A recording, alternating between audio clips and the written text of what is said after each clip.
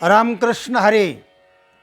सज्जन हो, आज ऋग्वेदातलं जे सूक्त आहे की जे वैदिक सत्य आहे की ज्याला सनातन धर्म आपण म्हणतो आणि आत्ता भारतामध्ये सनातन या शब्दावर फार फार मोठे चर्चा आणि वादविवाद चालू आहेत आणि ते सनातन धर्म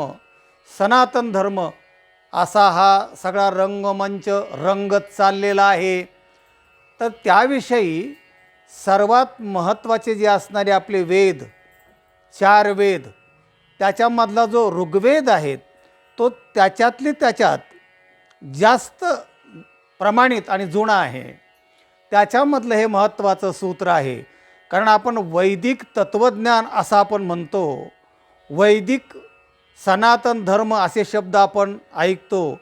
मी अनेक ह्या 2-3 वर्षामध्ये ते सगळे व्हिडिओ ऐकतो. पाहत असताना सत्य हा शब्द येतच नाही कोणाकडून, निदान मी तरी ऐकलेला नाही. पण ह्या सगळ्यांनी म्हणजे माझ्यासह सर्वांनी सत्य हा शब्द व्याख्यान करताना, प्रचार करताना, आचरणात आणताना टाळता कामा नये. कारण सत्य हे सगळ्यात महत्त्वाचं आहे आणि तो सत्य शब्द मुळातला आहे. तर त्याच्याविषयी आजचा हा आपला व्हिडिओ आहे. मंत्र अगोदर काय आहे, सूक्त काय आहे ते पाहूया. इदं मित्रं वरुणाग्निमाहोः अथो दिव्यस्य सुपर्णो गरुडात्मन् एकं सद्विप्राः बहुधा वदन्ति अग्निं यमं मातरिश्वानमाहुः. इदं मित्रं वरुणाग्निमाहुः दिव्यः सः सुपर्णो गरुडात्मन् एकं सद्विप्राः बहुधा वदन्ति अग्निं यमं मातरिश्वानमाहुः.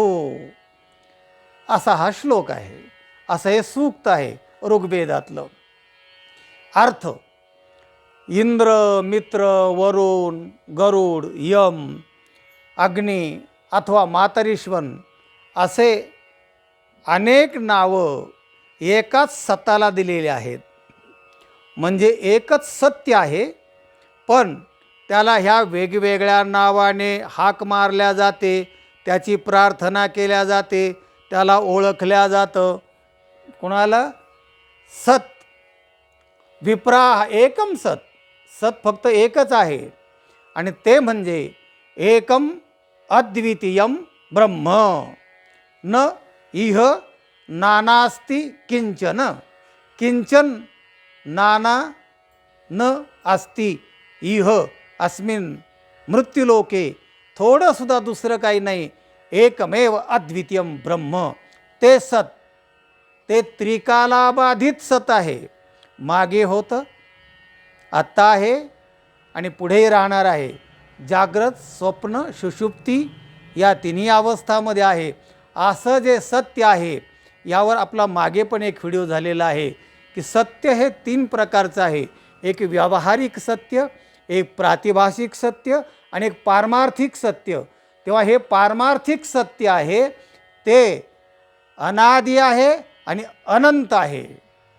बाकी 6 वस्तू, मग माया असेल, जीव असेल, ब्रह्म असेल, जगत असेल, पण ब्रह्म हे अनादि आहे आणि अनंत आहे, ते सत आहे, ते पारमार्थिक सत आहे.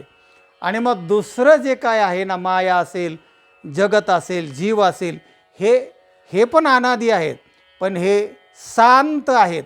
यांचा अंत होऊ शकतो, यांचं परिवर्तन म्हणजे बदल होऊ शकतो, पण एकमेव अद्वितीयम ब्रह्म हे सत्य आहे आणि तेच खरं सत्य सनातन धर्म अशा वाक्याने संबोधल्या पाहिजे.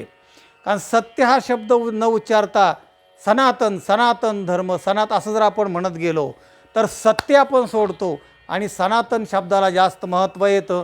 आणि सनातन शब्दाचा अर्थ कोशात बघा, संस्कृती कोशात बघा, उक्ती कोशात बघा, तत्त्वज्ञानात बघा, वेदांत वाचा, जरा अभ्यास करा, तर त्याचा अर्थ आहे जुनं पुराणं. असं जे आहे त्याला म्हणतात सनातन, म्हणजे जुने, फार कालापूर्वीचं.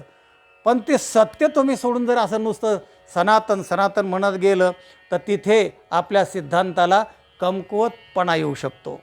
तेव्हा तो कमकुवतपणा येऊ नये आणि प्रचार माध्यमामध्ये आपण, म्हणजे माझ्यासह जे लोक पाहतात, जे तत्त्वज्ञ आहेत, ज्यांचं व्याकरण बऱ्यापैकी आहे, वेदांत बऱ्यापैकी आहे, जे गुरुच्या बरोबर 10-10, 20-20 वर्ष त्यांनी अभ्यास केलेला आहे, अशा लोकांना हे जे आत्ता जे ऐकतो आहे आपण, किंवा वातावरण ऐकतो आहे, तर त्यांचं ऐकल्यानंतर असं वाटतं की अरे हे असं काय करतात, सत्य का सोडून देतात आणि बाकीचं सनातनच्या पुढं धर्मबिर्म बाकीचे लावतात सगळे, बाकीचे विशेषण पुढचे बरोबर आहेत.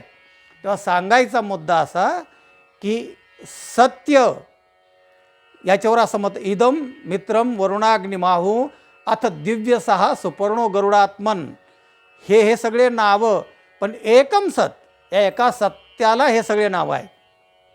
विप्राह बहुधा वदंती, विप्र म्हणजे ज्ञानी लोक, अभ्यासू लोक, वेदांती लोक, वैदिक शास्त्राचा अभ्यास केलेले लोक, ते काय म्हणतात, ते म्हणतात एकम सत, एका सत्याला हे बहुधा वदंती, वेगवेगळ्या प्रकाराने आम्ही त्याला नावं देतो आहोत, अग्निम यमम मातरिश्वान वगैरे. तर विप्राह या शब्दाचा थोडासा अर्थ सांगितला पाहिजे, कारण कोण म्हणतं आहे असं, तर विप्राह, विप्र म्हणजे विद्वान लोक, विद्वान. आता हा विप्राचा मुळातूनच एक श्लोक सांगतो आपणाला. जन्मना जायते क्षुद्रः, माणूस जन्मतः क्षुद्र असतो, म्हणजे सामान्य असतो. प्रत्येक माणूस जन्मतः सामान्य असतो, त्याला क्षुद्र म्हणतात, अगदी प्राथमिक. जन्मना जायते क्षुद्रः संस्कारात द्विज उच्यते, आणि त्याच्यावर संस्कार केले म्हणजे मुंज वगैरे आपण केली. आता त्रिवर्णाला सुद्धा मुंज करण्याचे अधिकार आहेत. या सगळ्या गोष्टी अभ्यासा, म्हणजे आपल्याला त्याच्यात अभ्यासून समजेल. तर नंतर काय होतं, जन्मना जायते क्षुद्रः संस्कारात द्विज उच्यते, आणि त्याच्यावर संस्कार केला की त्याला द्विज ही संज्ञा प्राप्त होते. आता द्विज म्हणजे ब्राह्मण, अशा अर्थाने लोकांना माहिती आहे द्विज म्हणजे ब्राह्मण. पण द्विज या शब्दाचा पण अर्थ लक्षात घ्या. द्वि जायते म्हणजे दोन जन्म ज्याचे आहेत त्याला द्विज असं म्हणतात. म्हणजे द्विजपंक्तीही, त्या दातालासुद्धा द्विजपंक्ती म्हणतात, दातालासुद्धा द्विज म्हणतात. कारण द्विजन्म यस्य सहा द्विजहा, ज्याचे दोन जन्म होतात. दाताचे दोन जन्म आहेत, सुरुवातीला असतात, ते पडल्यानंतर दुसऱ्यांदा उगवतात, नंतर तिसऱ्यांदा नाही, मग बसवावे लागतात, ते कृत्रिम असतात. द्विज पक्षालाही म्हणतात, कारण अंड्यातून ज्यांचा जन्म होतो त्यालाही द्विज म्हणतात. त्यांचे पण दोन जन्म असतात, एकदा कोंबडीच्या पोटातून आणि एकदा अंड्यातून. त्यांनासुद्धा जेवढे अंडज खाण आहे त्यांनासुद्धा द्विज असं संबोध दिल्या जातं. तेव्हा द्विज म्हणजे ज्या मुलावर संस्कार केला जातो तिथून पुढे तो द्विज होतो, म्हणजे ब्राह्मण होतो. आणि मग वेदाध्यायितु भवेद विप्रः, त्याच्या पुढे नंतर तिसऱ्या क्रमांकावर त्याने वेदाध्ययन केल्यानंतर त्याला विप्र ही संज्ञा येते, म्हणजे तो विद्वान होतो, सगळे शास्त्र पारंगत होतो आणि त्या तत्त्वज्ञानामध्ये मान्य होतो तो. तेव्हा वेदाध्यायात भवेत विप्रः आणि ब्रह्म जानाती ती ब्राह्मण, चौथा प्रकार, जो ब्रह्म जाणतो त्याला ब्राह्मण असं म्हणतात. तेव्हा ब्राह्मणी संज्ञा फार चौथ्या स्टेपची आहे, चौथ्या क्रमांकाची आहे, फार उंचीवरची आहे. जन्माला येतो तो ब्राह्मण असतो असं नाही, तो क्षुद्रच असतो. नंतर द्विज संस्कार केल्यानंतर, मुंज केल्यानंतर द्विज होतो. वेदाध्ययन केल्यावर मग वेदाध्यायितो भवेद विप्रः, मग ब्राह्मण होतो. आपलं वेदाध्यायितो भवेद विप्र होतो. आणि नंतर चौथ्या क्रमांकाला शास्त्रकार म्हणतात ब्रह्मज्ञानाती इति ब्राह्मणः, ब्रह्म जाणतो, ब्रह्मज्ञान परिपूर्ण समजून घेतो, त्याला ब्राह्मण असं म्हणतात.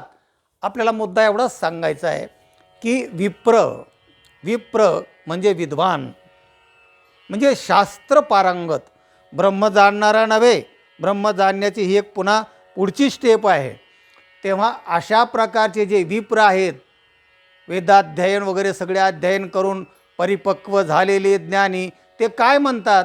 एकम सत विप्राहा बहुधा वदंती, विप्राहा बहुधा वदंती. विद्वान लोक वेगवेगळ्या प्रकारे म्हणतात. काय म्हणतात? एकम सत, सत्य हे एकच आहे, सत्य दोन दोन असत नाही. तेव्हा त्रिकालाबाधित अनादी अनंत असणारं जे सत आहे त्यालाच सत असं म्हणतात. आणि त्यालाच वेगवेगळे नावं आहेत, पण ते एकच सत्य आहे. अद्वैत तत्त्वज्ञानाचा हा खरा बीज मंत्र आहे. एकातून अनेकत्व आणि अनेकात एकत्व हा भारतीय संस्कृतीचा मुख्य सिद्धांत आहे. तेव्हा हा सिद्धांत बोलत असताना आपण भारतीय संस्कृतीचा, वेदांताचा थोडा अभ्यास केला पाहिजे. आणि तो गरजेचा आहे, कारण आपल्याला लोकांपुढे जायचे, लोकात तशा प्रकारचं तत्त्वज्ञान, तर सत्याला सोडून आपल्याला ते करता येणार नाही. एक दृष्टांत सांगायचं ठरला तर एका शेतकऱ्याचं शेत एका वडाऱ्यांनी केलं. आणि वडाऱ्याने ते शेत केल्यानंतर त्याला असं वाटलं की आता मी कसणार आहे, सगळं शेत काम मी करणार आहे, कष्ट मी करणार आहे, मेहनत मी करणार आहे. तर या शेतामध्ये मुदगल चांगला येईल. मग त्याने त्या मालकाला सांगितलं, म्हणले मालक आपल्या शेतामध्ये आपण ना मुदगल पेरू. तर तो मालक होता, तो म्हणला अरे ही शेती एक नंबरची आहे, त्याच्यामध्ये ते मुदगल वगैरे काय ते नको आहे, आपण गहू पेरू. तो म्हणला नाही नाही, ते गहू नको, आपण मुदगलच पेरू. तो म्हणला नाही नाही, मग मी माघारी करार मोडून टाकील. आणि मग असं त्यांचा वाद चालू होता. तेवढ्यात रस्त्याने जाणारा एक माणूस त्यांना विचारतो, का हो काय चाललं आहे तुमचं, हे जरा रागारागात बोलत आहे. ते म्हणले काय नाही काय नाही. म्हणले काय, माझी शेती याने घेतलेली आहे करायला, आणि तो म्हणतो की या शेतीमध्ये मुदगल पेरायचं आहे म्हणून. मग तुमचं काय म्हणणं आहे? नाही, मुदगलपेक्षा गहू जर पेरला तर खूप चांगलं पीक येईल, त्यालाही मिळेल, आणि मला या अर्धलीने शेत दिलेलं आहे, अर्ध त्याने घ्यायचं आणि अर्ध मी घ्यायचं, तर गहू पेरला तर बरं होईल. तर तो द्विभाषिक होता, तो दोन्ही भाषा जाणत होता, वडारी भाषाही आणि मराठी पण. तो म्हणला अहो तुमचं काय डोकं बिकं फिरलं आहे का? गहू म्हणजेच मुदगल आणि मुदगल म्हणजेच गहू, दोन्हीचा अर्थ एकच आहे. एकाच गव्हाला हे दुसरं नाव आहे. तसं एकम सद विप्राह बहुधा वदंती, एका सत्याला हे वेगवेगळे नाव आहेत.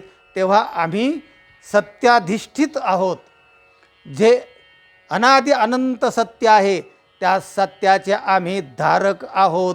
अशा प्रकारचं सत्य जे ऋग्वेदाने सांगितलेलं आहे, आणि म्हणून वैदिक तत्त्वज्ञानाचे आम्ही तुम्ही सर्व पुरस्कर्ते आहोत. तेव्हा आपण याचा थोडा अभ्यास करूया आणि अभ्यासू विद्यार्थी राहूया. हे जास्त संयुक्तिक राहील आणि उपयोगाचं होईल. हा व्हिडिओ इतरांना पाठवा, लाईक करा, आणि वेदांत तत्त्वज्ञान घर बसल्याच ऐकत चला. वेदांत आहे, व्याकरण आहे, अनेक शास्त्र तत्त्वज्ञानातले आहेत, पुराणातलं ज्ञान आहे, व्यावहारिक आहे, शैक्षणिक आहे, राजकीय आहे. हे सगळ्याचं सार वेचक आणि वेदक वेचलेलं सुचलेलं तुमच्यापुढे आम्ही मांडत आहोत. तुम्ही मात्र मस्त ऐकायचं आणि त्याचा आनंद घ्यायचा. एथ मोक्षा हे आयता श्रवणाची माझी. रामकृष्ण हरी.